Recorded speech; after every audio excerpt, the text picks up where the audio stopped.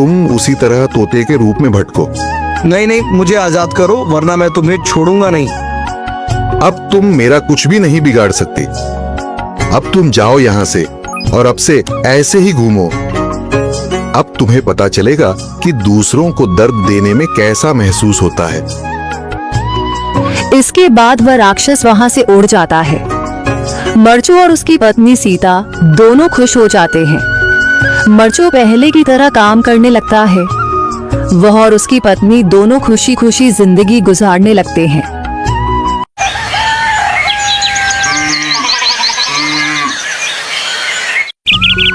मरचू जंगल से लकड़ियां काटकर बाजार में बेचने गया, लेकिन उसे लकड़ियों के अच्छे दाम नहीं मिले।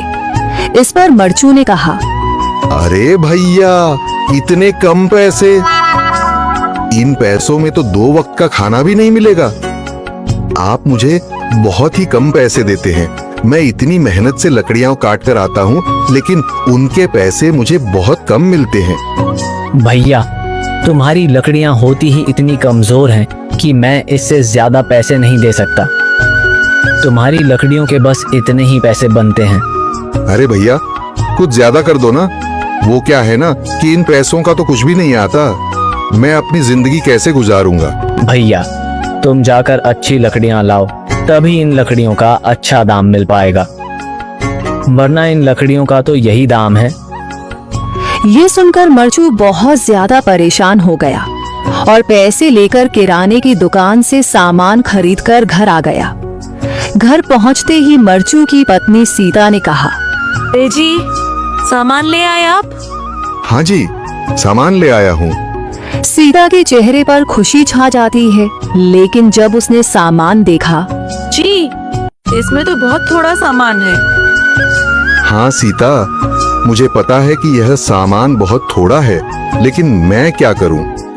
मेरे पास जितने पैसे थे, मैं उतने का ही सामान लेकर आ गया हूँ। इस तरह हमारा गुजारा कैसे हो पाएगा जी?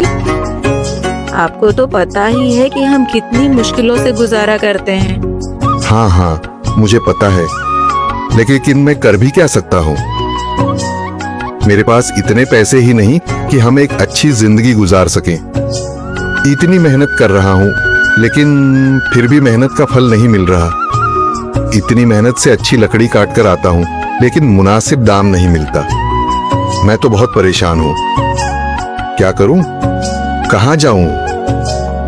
अरे जी, आप परेशान न हो, आप कोई और काम देख लें। मैंने कई बार काम तलाशने की कोशिश की, पर किसी ने भी मुझे काम नहीं दिया। ये सुनकर सीता भी काफी ज्यादा परेशान हो गई। मरचू से सीता की परेशानी नहीं देखी गई। उसने अपनी पत्नी सीता से कहा, मैं फिर से जंगल की ओर जा रहा हूँ। अरे जी, अभी मत जाइए ना, वैसे भी शाम हो रही है। आप कल चले जाइएगा, अभी मत जाइए। ठीक है, अगर तुम रोक रही हो तो मैं नहीं जाता। मैं कल चला जाऊंगा। इसके बाद मरचू गांव में घूमने के लिए चला गया। तभी उसे एक आदमी मिला और उसने कहा, कहाँ जा रहे हो भैया? और सुनाओ, क्या हाल चाल है? जिंदगी कैसे गुजर रही है? अरे भैया, तुम्हें तो पता है कि लकड़ियां काटकर कैसे गुजारा होता है। हाँ भैया, तुम सही कह रहे हो। और आसपास के जंगलों में अच्छी लकड़ियां भी नहीं है। इसके लिए तो जंगल के अंदर जाना पड़ेगा।